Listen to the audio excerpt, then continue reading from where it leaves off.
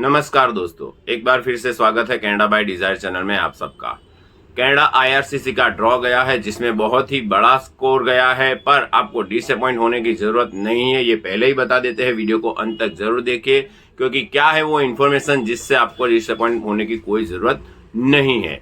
Canada IRCC के द्वारा 18 अगस्त को एक जो ड्रॉ निकाला गया है उसके अंदर 192 लोगों को आईटीए दिया गया है, मतलब कि invitation to apply for PR, और उसका सीआरएस गया है 800। यस, 800 तक सीआरएस चला गया। पर ये ड्रॉ आया था पीएनपी का। पीएनपी के ड्रॉ के अंदर बहुत सारी कंफ्यूजन्स लोगों को रहते कि इतना बड़ा सीआरएस, पर वो पीएनपी के अंदर कई लोगों को 200 से लेके 600 पॉइंट्स तक उसके अंदर मिल जाते हैं, एक्स्ट्रा एडिशनल पॉइंट्स उनकी एलिजिबिलिटी के हिसाब से, तो उन सबके भी पीआर उसमें आ जाता है। पर अगर आपको उस चीज से डिसअपॉइंटमेंट होने की कोई जरूरत नहीं है, क्योंकि कनाडा के अंदर अभी भी अगर जिस हिसाब से हम लोगों ने सर्वे किया है, हमने बहुत एनालिसिस करके एक चीज बहुत ही जानकारी वाली हासिल की है, वो आपको बता देते हैं कि अभी भी कनाडा आईआरसीसी अभी समझ लीजिए कि अगस्त चल रहा है, अगस्त 2025, जिसके अंदर अब बाकी है, अगर 2025 के अगर रेशियोज गिने जाए तो सितंबर, अक्टूबर, नवंबर एंड दिसंबर, मतलब इन लोगों के पास 4.5 मंथ्स है।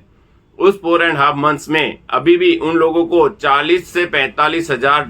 लोगों को पीआर देना बाकी है, जो कि पीआर वो किसी भी स्ट्रीम में दे सकते हैं, जैसे किसी इसी क्लास में भी दे सकते हैं या किसी हेल्थ के रिलेटेड में भी दे सकते हैं। पर ज्यादा से ज्यादा उम्मीद ये है कि कनाडा आईआरसीसी के अंदर एक ही चीज की बात चल रही है, वहां पे इमिग्रेशन में ऐसी बातें सुनने को आ रही है कि जो वहां पे आईआरसीसी है वो सीईसी क्लास के ऊपर फोकस रखने वाली है, और फोकस रख के ज्यादा से ज्यादा ड्रॉ सीईसी क्लास के ही निकलने वाले हैं, जिसमें कि आपका स्कोर 500 के नीचे भी आ सकता है 2025 के एंड में। वो किस तरह से, तो उसके लिए भी अभी जैसे कि हमारे पास एक और सामान्य तौर से बातें आ रही है, नॉट अ श्योरिटी है, मैं इसको श्योरिटी नहीं समझता हूं, पर बातें आ रही है, जिस हिसाब से कनाडा से बातें आती है उसमें अभी भी वहां पे रिफॉर्मेशन ऑफ इमिग्रेशन सिस्टम की बातें चल रही है। रिफॉर्मेशन ऑफ इमिग्रेशन सिस्टम्स के अंदर कहीं ना कहीं उन लोगों की जो डिबेट्स हो रही है, उस डिबेट्स के अंदर वो लोग ऐसा भी कहना चाह रहे हैं कि ये जो इमिग्रेशन प्रॉब्लम है, जो पीआर के रिलेटेड जो पूरी दुनिया के अंदर छाया हुआ है, अब उसको हम लोग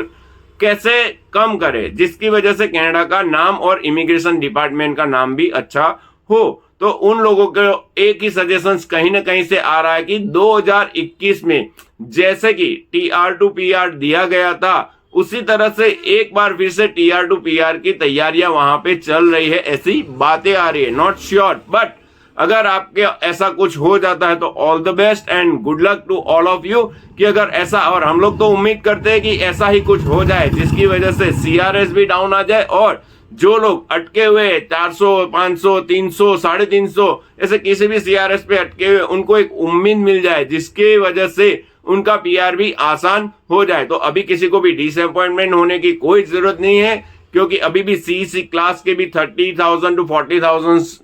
के इन्विटेशन अभी उन लोगों को देने के बाकी है 2025 में, और बाकी जो स्ट्रीम्स है उन सबकी तो बाकी ही है, पर ये जो एलोकेशंस इन लोगों ने जो 2025 के अंदर जो किया था उसमें भी बाकी है। इनका